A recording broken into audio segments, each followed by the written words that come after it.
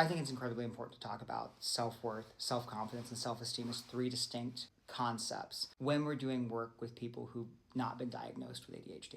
Self-worth is just the inherent belief that we are worthy because we are. Self-confidence is self-trust. So it's this belief that I'm going to go do something, I'm going to set out to do it, and I accomplish it, right? I have this full cycle trust. That's robbed from people who have ADHD because their brains were forced to operate in environments that didn't fit their brains. And so they couldn't accomplish the thing that they wanted to.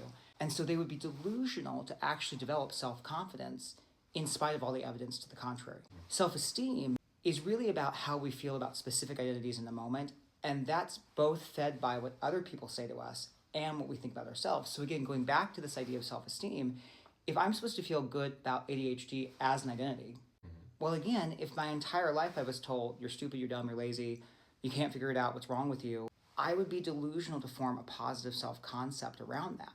So working with ADHD is twofold. It's actually giving people skills and tools to be able to build that self-confidence, that self-trust, that they actually can execute and follow through on tasks. And reauthor that, no, it wasn't ADHD that was the problem. ADHD isn't inherently bad.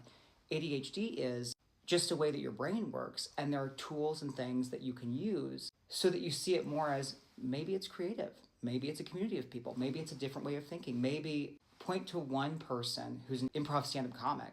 And my guess is they probably have some flavor of ADHD because that ability to make random connections and pivot very quickly is such a cornerstone of that disorder.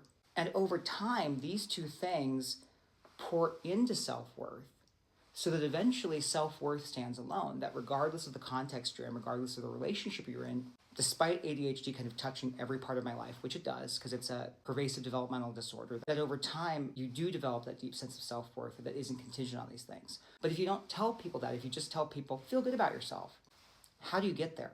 And so I really like to break down into those three distinct categories so as we're working on skills and tools, they have the bigger picture for where we're going.